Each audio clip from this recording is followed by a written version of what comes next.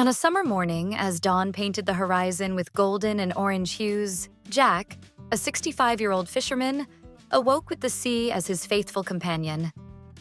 Every day he sailed on his old boat, rocked by the whisper of the waves against the hull, a sound that had accompanied his entire life. The salty scent of the sea mingled with the fragrance of age, enveloping his worn but determined body. Each morning, he reminisced about the many stories his father, a fisherman himself, had told him about the mysteries of the ocean and the wonders it could hold. As he prepared to cast his nets, Jack dreamed of a future where he could navigate a more modern boat, a space where he could share his stories with a companion.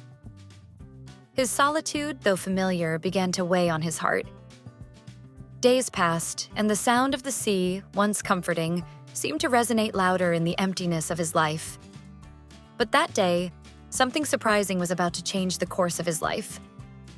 While casting his nets, Jack noticed a strange reflection in the distance, something gently moving on the waves. Intrigued, he steered his boat towards the mysterious object. The closer he got, the more he realized the horror of the situation. A small lifeboat, nearly submerged with a child inside. His heart raced as he leaned over the edge of the boat to pull the child towards him. "It's a child!" he exclaimed, incredulous. Carefully, he lifted the unconscious little boy and brought him aboard. Questions flooded his mind. Who was this child? What had happened to him? As he examined the boy's condition, Jack realized that fate had decided to intertwine their paths, like a glimmer of hope in his solitary life. In the following days, Jack dedicated himself to caring for Gavin, the child he had saved, with almost paternal attention. The wounds on the little one's body were deep, but Jack used all the resources at his disposal to soothe his pain. Every day, he whispered comforting words while gently cleaning his wounds. The salty water and some improvised remedies were enough to give him a semblance of relief. As Gavin regained strength, Jack felt his bond with the child grow stronger. Each morning, he checked the fishing nets, but quickly returned to Gavin, concerned for his well-being. Their lives intertwined in this isolated bubble, far from the worries of the outside world. Jack shared with Gavin stories of his younger years, tales of epic storms and marine wonders, imagining a world where the child could be the hero of his own adventures. Then, one morning, as the sun timidly rose, Gavin finally opened his eyes. Jack knelt beside him, soothing his fears.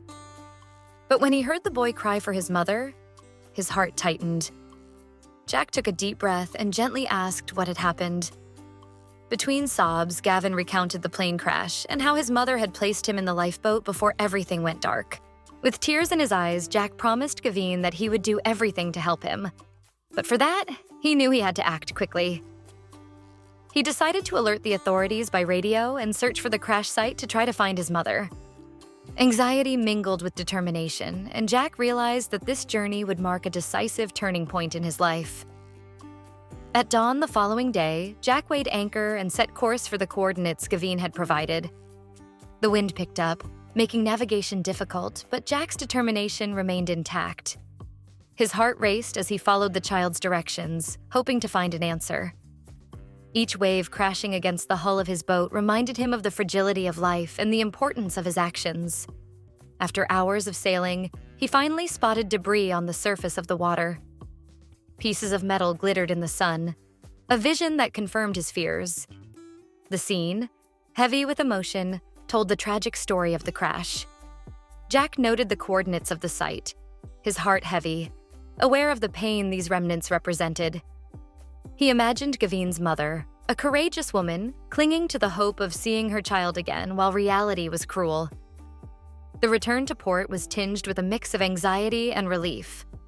Upon his arrival, a small crowd had gathered, drawn by the news of Gavin's rescue. Jack, carrying the child in his arms, quickly made his way to the Coast Guard station, where he was greeted by Lieutenant Montgomery. The worried faces of the crowd were fixed on him, hoping for encouraging news. "You're the fisherman who found the child?" he asked, his tone urgent. Jack explained the situation and provided his notes, ready to act to save Gavin and perhaps find his mother. The authorities, aware of the urgency of the situation, immediately sprang into action. mobilizing a rescue team as an ambulance rushed in. Jack watched, his heart tight, as the rescuers tended to give in, their professionalism easing some of his anxiety. "I'll accompany you," said Jack, unable to stay away. Lieutenant Montgomery agreed, aware of the importance of the situation. As they flew over the sea, the tension was palpable aboard the helicopter. The sight of the debris confirmed the tragedy, but Jack was determined not to give up. He recalled his father's words, "A man who fights for what he loves never loses." When the rescue team began to search the area, news of their operation spread quickly.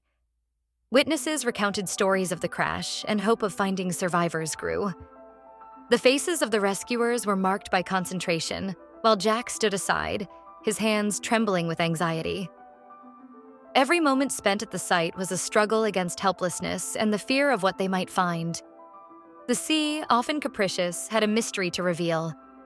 Jack, more than ever, understood that life could change in an instant, and that hope, even in the darkest moments, could be reborn from the improbable.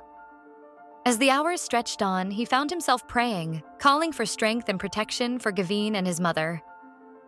Finally, as the sun began to set on the horizon, the rescue team made an announcement that made everyone's heart race.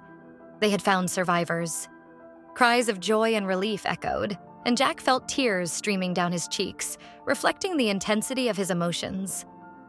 Hope, that fragile spark, had rekindled, and he knew he would never again be alone in this battle.